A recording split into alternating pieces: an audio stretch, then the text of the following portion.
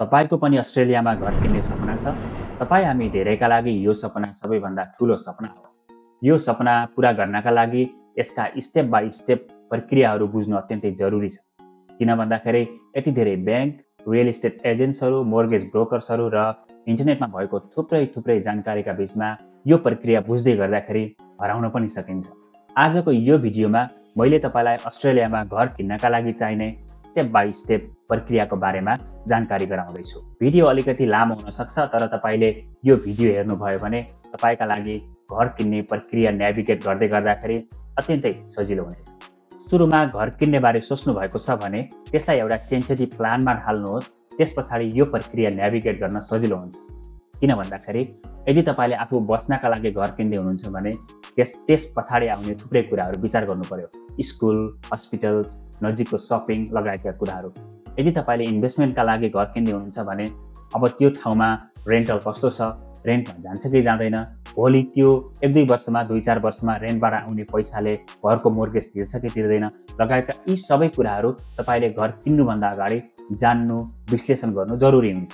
यस्तो भयो भने तपाईले आफूले गर्न खोज्नु भएको कामको न्यारो डाउन हुन्छ। जस्तो कि तपाईँ अब घर किन्ने कि टाउन हाउस किन्ने कि युनिटहरू किन्ने कि यो विषयमा पनि एउटा टेन्टेटिभ आइडियामा जानुहुन्छ। दोस्रो भयो बजेट र यो सँगै जोडिएर आउने लोन।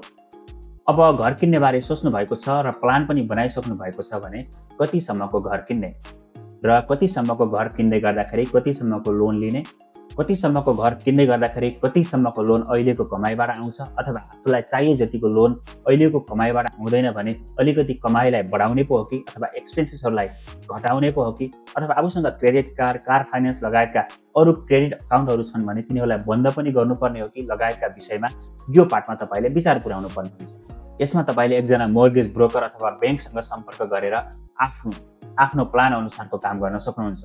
यदि तपाईँ गभर्नमेन्टबाट पाइने कुनै स्किमहरूका लागि एलिजिबल हुनुहुन्छ कि हुनुहुन्न लगायतका यी पाटोहरू तपाईले यो बजेटको पाटोमा ल्याएर विश्लेषण गर्न सक्नुहुन्छ र एउटा आइडिया बनाउन सक्नुहुन्छ। अब यति कुरा गरिसके पछाडि दुईवटा महत्त्वपूर्ण विषयको बारेमा कुरा गर्छु। डिपोजिट, त्यस पछाडि एलएमआई। यी दुईवटा कुराहरू सँगसँगै जोडिएर आउने कुरा भयो। अस्ट्रेलियामा घर किन्नका लागि तपाईलाई चाहिने आइडियल डिपोजिट भनेको 20%। तर तपाईँ फर्स्ट होम बायर्स हुनुहुन्छ भने तपाईले 5% डिपोजिटमा पनि घर किन्न सक्नुहुन्छ। गभर्नमेन्टले थुप्रै स्किमहरू अगाडि ल्याएको छ, त्यो मध्ये तपाईँ कुनै न कुनै स्किममा एलिजिबल हुन सक्नुहुन्छ। यो पनि तपाईलाई मोर्गेज ब्रोकरहरूले, ब्याङ्कहरूले नेभिगेट गरिदिन्छन्, धेरै टेन्सन लिनु पर्दैन। दोस्रो भयो एलएमआई, यो भनेको लेन्डर्स मोर्गेज इन्स्योरेन्स।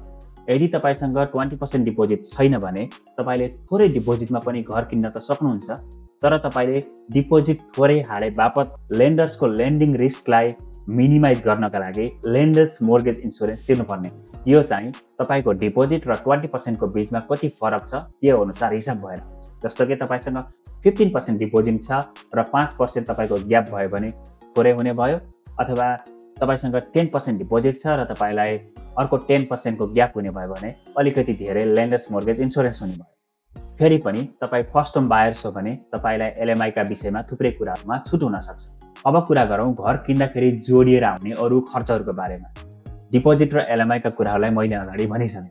अस्ट्रेलियामा घर किन्दै गर्दाखेरि हामीले सरकारलाई ट्याक्सको रूपमा स्ट्याम्प ड्युटी तिर्नुपर्ने हुन्छ। स्ट्याम्प ड्युटीको रेट चाहिँ सबै स्टेटहरूमा फरक हुन आउँछ। अब तपाईले कुन स्टेटमा घर किन्दै हुनुहुन्छ त्यो स्टेटको स्ट्याम्प ड्युटीलाई विचार गर्नु पर्यो अथवा क्याल्कुलेसन गर्नु पर्यो। यो कुरा तपाईले मोर्गेज ब्रोकर, ब्याङ्क, कन्भेन्सरसँग कुराकानी गर्दाखेरि तपाईले थाहा पाइहाल्नुहुन्छ, अथवा तपाईले विभिन्न अनलाइन टुल्सहरूबाट चाहिँ क्याल्कुलेसन गर्न सक्नुहुन्छ। कन्भेन्सिङ तथा लिगल फिजहरू त्यो चाहिँ धेरै हुँदैन, तर पनि तपाईले घर किन्दै गर्दाखेरि घरको सेटलमेन्ट गर्नको लागि तपाईलाई लयर अथवा कन्भेन्सर चाहिन्छ।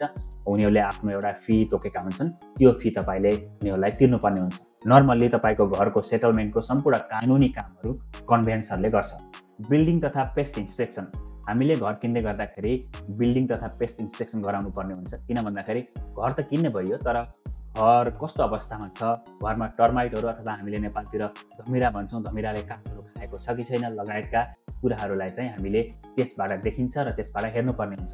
यदि बिल्डिङ र पेस्ट इन्स्पेक्सनको रिपोर्ट नराम्रो आयो भने हामीले त्यो घर किनिराख्नु जरुरी भएन, किनभने मार्केटमा अरू घरहरू हुन्छन् र हामी अरू घर किन्नका लागि जान्छौँ। तर तपाईले यो इन्स्पेक्सन गराउँदै गर्दा फी तिर्नुपर्ने हुन्छ र त्यो भनेको नर्मली $500 देखि $1000 सम्मको बीचमा हुन आउँछ। अर्को भयो ब्याङ्कलाई तिर्नुपर्ने फी।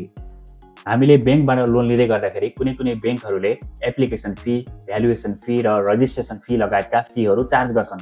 यो धेरै हुँदैन र धेरै जस्तो ब्याङ्कहरूले चाहिँ यो चार्जहरूलाई वेभ गरेका हुन्छन्। आफ्नो क्याल्कुलेसनमा चाहिँ राख्नुपर्छ। अर्को भयो काउन्सिल र पानीको शुल्क। नर्मल्ली अस्ट्रेलियाका सबै घर धनीहरूले लोकल काउन्सिल जहाँ आफ्नो घर छ त्यो काउन्सिललाई काउन्सिलको फी र पानीका लागि सुवेरे चार्जहरू तिर्नुपर्ने हुन्छ। एडभान्समा तिरेको छ भने त्यो फीहरूलाई तपाईँले तिरेर परिपूर्ति गरिदिनुपर्ने हुन्छ। जस्तो कि आज तपाईँले घर किन्नुभयो तर पहिलाको अनरले चाहिँ आउँदो थप 1 महिनासम्मका लागि फीहरू तिरेको छ भने त्यो 1 महिनाको ग्याप जुन हुन आउँछ त्यो तपाईँले तिर्नुपर्ने हुन्छ र त्यो चाहिँ सेटलमेन्टको बेलामा मिलाउनुपर्छ। अर्को भयो स्ट्राडा फिज। यो चाहिँ यदि तपाईँले घर किन्दै गर्दाखेरि टोरेन्स टाइटल घर नकिनेर स्ट्राडा टाइटल अथवा कम्युनिटी टाइटल भएको घर किन्दै हुनुहुन्छ भने तपाईँले त्यहाँ स्ट्राडा फी तिर्नुपर्ने हुन्छ। त्यो बिल्डिङको रेखदेखका लागि, मेन्टेनेन्सका लागि, इन्सुरेन्सका लागि उनीहरूले एउटा फी तोकेका हुन्छन्। त्यो फी तपाईँले तिर्नुपर्ने हुन्छ। त्यो चाहिँ तपाईँको अनगोइङ फी हो र त्यो तपाईँले विचार गर्नुपर्ने हुन्छ। अर्को भयो इन्सुरेन्स। त्यो भनेको होम एन्ड कन्टेन्ट इन्सुरेन्स। यदि तपाईँले स्ट्राडा टाइटल अन्तर्गत घर किन्नुभएको छ, त्यो टाउन हाउस, अपार्टमेन्ट युनिट केही हो भने चाहिँ तपाईँले बिल्डिङका लागि इन्सुरेन्स तिरिराख्नु पर्दैन, किनकि तपाईँले तिरेको स्ट्राडा फीमा त्यो क्याल्कुलेसन भएर आउँछ। टोरेन्स टाइटल अथवा पर घर किन्नु भएको छ भने चाहिँ तपाईँले बिल्डिङको इन्सुरेन्स गराउनु पर्ने हुन्छ। कुनै कुनै ब्याङ्कहरूले चाहिँ लोन लिँदै गर्दाखेरि त्यो बिल्डिङको इन्सुरेन्स भएको हुनुपर्ने प्रावधान पनि राखेका हुन्छन्। कन्टेन्ट इन्सुरेन्स भनेको चाहिँ अप्सनल हो, तपाईँले लिन पनि पाउनुभयो, नलिन पनि पाउनुभयो, तर एउटा सर्टेन अमाउन्टसम्मको कन्टेन्ट इन्सुरेन्स चाहिँ सँगसँगै लिएर राख्यो भने सजिलो हुन्छ। किन भन्दा भोलि केही भइहाल्यो भने आफूलाई अलिकति सुरक्षा, एउटा रिलिफ हुने भयो। अर्को भनेको युटिलिटी कनेक्सन। नर्मल्ली नयाँ घरमा जाँदै गर्दाखेरि तपाईँलाई इन्टरनेट र बिजुलीको चाहिँ कनेक्सन गराउनु पर्ने हुन्छ र त्यो आफूले गर्नुपर्ने कुरा हो र त्यसका पनि सर्टेन चार्जहरू लाग्छन्, फीहरू लाग्छन्, त्यो तपाईँले तिर्नुपर्ने हुन्छ। त्यो पनि धेरै हुँदैन, तर घर किन्दै गर्दाखेरि यो फीलाई पनि मध्यनजर गर्नु अत्यन्तै जरुरी छ। र लास्ट भनेको मुभिङ कस्ट। यदि तपाईँले आफू बस्नका लागि घर किन्दै हुनुहुन्छ भने अहिले बसिराखेको ठाउँबाट नयाँ घर सर्नका लागि चाहिँ तपाईँले आफ्ना सामानहरू ओसार पसार गर्नुपर्ने हुन्छ। त्यसका लागि तपाईँले रिमुभलिस्टहरू पनि हायर गर्न पाउनुभयो अथवा ट्रक हायर गरेर आफै पनि ड्राइभ गर्न पाउनुभयो। यी लगायतका खर्चहरू चाहिँ तपाईँले क्याल्कुलेसन गर्नुपर्ने हुन्छ। अब नयाँ घर किन्दै गर्दाखेरि केही कुराहरू नयाँ पनि किन्नुपर्ने हुनसक्छ। ती कुराहरूलाई पनि तपाईँले आफ्नो यो बजेटिङमा राख्दा अत्यन्तै राम्रो हुन्छ। अब लागौँ फर्स्ट होम बायरका रूपमा तपाईँले सरकारबाट पाउने सेवा सुविधातर्फ। फर्स्ट भनेको फर्स्ट होम बायर ग्रान्ट। अस्ट्रेलियाका विभिन्न सरकारहरूले स्टेट अनुसार तपाईँलाई नयाँ घर किन्दै गर्दाखेरि फर्स्ट होम बायर ग्रान्टको व्यवस्था गरेका छन्। कुनै कुनै स्टेटहरूमा त्यो धेरै छ, कुनै कुनैमा थोरै छ र कुनै कुनैमा चाहिँ एउटा घरको पैसाको पनि लिमिट राखिएको छ। त्यो तपाईँले नेभिगेट गर्नुपर्छ। दोस्रो भनेको होम ग्यारेन्टी स्किम। यो भनेको केन्द्रीय सरकार अथवा फेडरल गभर्मेन्टबाट चलाइएको एउटा स्किम हो जसले फर्स्ट होम बायर्सहरूलाई हेल्प गर्छ। यदि तपाईँले फर्स्ट होम बायरको रूपमा घर किन्दै हुनुहुन्छ भने तपाईसँग 20% डिपोजिट छैन भने आफूसँग जति डिपोजिट छ अथवा मिनिमम 5% डिपोजिटमा चाहिँ घर किन्न सक्नुहुन्छ र त्यो डिपोजिट हाल्दै गर्दाखेरि तपाईँले एलएमआई तिर्नु पर्दैन। त्यो भनेको फर्स्ट होम बायरका लागि एउटा बिग रिलिफ हो। अर्को भनेको first home super shaver scheme. यसमा चाहिँ तपाईँले आफ्नो सुपरमा आफैले पैसा हालेर एउटा पैसा बनाइराख्ने हो, जहाँ तपाईँले आफ्नो पैसा हाल्दाखेरि लोअर ट्याक्स रेटमा चाहिँ आफ्नो पैसा त्यहाँ हाल्न पाउनुहुन्छ र पछाडि घर किन्दै गर्दाखेरि त्यो पैसालाई तपाईँले एक्सेस गर्न पाउनुहुन्छ। यसका थुप्रै आफ्ना प्रावधानहरू छन् र यदि तपाईँले त्यो बाटो रोज्दै हुनुहुन्छ भने पनि यसको बारेमा विस्तृत जानकारी लिनु अत्यन्तै उपयुक्त हुन्छ। र अर्को भयो स्ट्याम्प ड्युटी कन्सेसन। अस्ट्रेलियाका विभिन्न स्टेट गभर्मेन्टहरूले घर किन्दै गर्दाखेरि पहिलो घर किन्ने मान्छेहरूका लागि स्ट्याम्प ड्युटीमा कुनै न कुनै प्रकारको कन्सेसन राखेका छन्। कुनैले चाहिँ नयाँ घरमा मात्रै कन्सेसन दिन्छन्, कुनैले पुरानोमा पनि दिन्छन्, तर एउटा लिमिटमा राखेर स्टेटको कन्सेसन दिन्छन्। त्यो पनि तपाईँले नेभिगेट गर्नु अत्यन्तै उपयुक्त हुन्छ र यी कुराहरू तपाईँले मोर्गेज ब्रोकरहरूबाट पनि नेभिगेट गर्न सक्नुहुन्छ। उनीहरूले तपाईँलाई सजिलोसँग यी कुराहरू बताइदिन्छन्। यो भयो अस्ट्रेलियामा घर किन्दै गर्दाखेरि तपाईँलाई के खर्च हुन आउँछ, के स्किमहरू छन्, के छुट सेवा सुविधाहरू पाइन्छन् भनेर एउटा जानकारी। अब तपाईँ घर किन्नका लागि मार्केटमा जानुभन्दा अगाडि ब्याङ्कबाट प्री अप्रुभल लिनु अत्यन्तै उपयुक्त हुन्छ। किन भन्दाखेरि तपाईँले प्री अप्रुभल लिनुभयो भने यतिसम्मको घर किन्न सकिन्छ र यो मेरो बजेट हो भनेर तपाईँलाई पहिला नै थाहा हुने भयो। त्यही अनुसारको घर किन्नु नै भयो अथवा घर हेर्न सुरु गर्नु हुने भयो। यसले गर्दाखेरि तपाईँलाई आफ्ना अप्सनहरूमा न्यारो डाउन गर्न अत्यन्तै सजिलो हुन्छ र घर बेच्ने भेन्डर्सको पार्टीले पनि तपाईँलाई सिरियस रूपमा लिन्छ र तपाईँको घर किन्ने प्रक्रिया सजिलो हुन सक्छ। यो भन्ने गर्दाखेरि प्री अप्रुभल जरुरी चाहिँ होइन, तपाईँले लिएर राख्नुभयो भने तपाईँलाई सजिलो हुन्छ। किन भन्दाखेरि यो लिँदै गर्दाखेरि तपाईँले केही पैसा तिर्नुपर्ने होइन र यसको म्याद 3 महिना हुन्छ र तपाईँले यसलाई रिन्यू पनि गर्न सक्नुहुन्छ। प्री अप्रुभलसँगै जोडेर आउने अर्को कुरा हो हाउस हन्टिङ। तपाईँलाई सबै कुरा थाहा भयो, बजेट कति चाहिन्छ, तपाईँको आफ्नो बजेट कति छ, अब तपाईँलाई मन पर्दो आफूलाई मन लाग्दो घर चाहियो, त्यसका लागि तपाईँले सुरु गर्नुपर्ने हुन्छ हाउस हन्टिङ।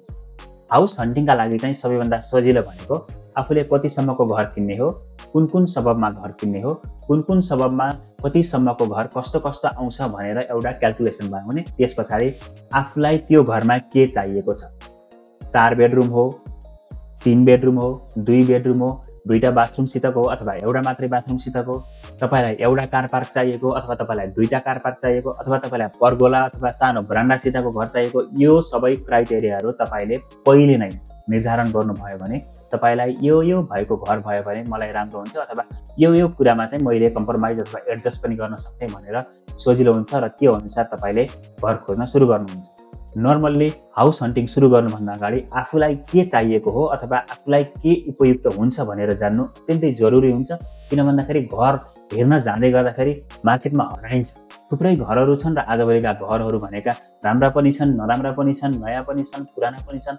यी सबै घरहरूलाई नेभिगेट गर्नुभन्दा अगाडि खासमा आफूलाई चाहिएको के हो, आफूलाई भोलि फ्यामिली प्लान गर्नुपर्ने छ, फ्यामिली ठुलो हुन्छ भन्ने छ अथवा भोलि इष्टमित्र आउँदाखेरि बस्ने ठाउँ चाहिन्छ, उनीहरूलाई छुट्टै टोयलेट बाथरुम चाहिन्छ लगायतका थुप्रै कुराहरू तपाईँले सोच्नु भएको छ भने त्यो अनुसारको घर किन्नु सजिलो, उपयुक्त र राम्रो हुन्छ। हाउस हन्टिङ पछाडि हामीले गर्ने नेक्स्ट स्टेप चाहिँ आफूलाई मन परेको प्रपर्टीमा अफर हाल्ने र होपफुल्ली त्यो तपाईँको अफर चाहिँ एक्सेप्ट भयो भने त्यो प्रपर्टीलाई सेक्योर गर्ने। यसमा तपाईँको अफर एप्रुभ भइसके पछाडि भेन्डर्सले तोके बमोजिम तपाईँले डिपोजिट हाल्नुपर्ने हुन्छ। तपाईँलाई यो स्टेजमा आउँदाखेरि कन्भेन्सन चाहिन्छ, तपाईँले आफ्नो प्रक्रियालाई त्यहाँबाट अगाडि बढाउन सक्नुहुन्छ र तपाईँ सेटलमेन्टको अत्यन्तै नजिक आइपुग्नु भएको छ।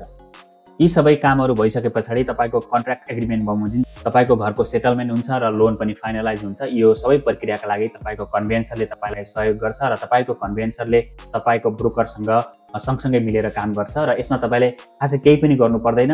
तपाईँलाई लोन सेटलमेन्ट भए पछाडि ब्याङ्कबाट तपाईँलाई सूचना प्राप्त हुन्छ, सन्देशहरू आउँछन् र तपाईँले यो सेटलमेन्टको प्रक्रिया पुरा गर्नुभयो।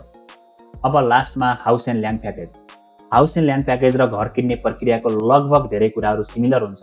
यसमा चाहिँ हामीले जग्गा किनिन्छ, घरको सट्टामा जग्गा किनिसके पछाडि सेटलमेन्ट हुन्छ र तपाईँको जग्गाको मोर्गेज चाहिँ सुरु भइहाल्छ र तपाईँले घर किन्नका लागि, कन्स्ट्रक्सनका लागि एउटा छुट्टै लोन लिनुहुन्छ र त्यो लोनका लागि त्यो लोन चाहिँ तपाईँले इन्ट्रेस्ट मात्रै तिर्नुहुन्छ घर बनेर नसकिदासम्म। घर बनेर सकिए पछाडि ल्यान्ड र कन्स्ट्रक्सनको दुवैको लोनलाई एकै ठाउँमा कम्बाइन गरिन्छ र त्यो कम्बाइन भए पछाडि तपाईँको रियल मोर्गेज चाहिँ त्यहाँबाट सुरु हुन्छ। अरू सबै प्रक्रिया भनेका चाहिँ तपाईँलाई अगाडि जे चाहिन्थ्यो, अब तपाईँलाई हाउस एन्ड ल्यान्ड गर्दाखेरि पनि चाहिँ सबै कुराहरू चाहिन्छ। होपफुल्ली तपाईँलाई आजको भिडियो मन पर्यो होला र आजको भिडियो चाहिँ अलिकति लामो र अलिकति इन्फर्मेटिभ थियो र अर्को भिडियोमा फेरि भेटौँला।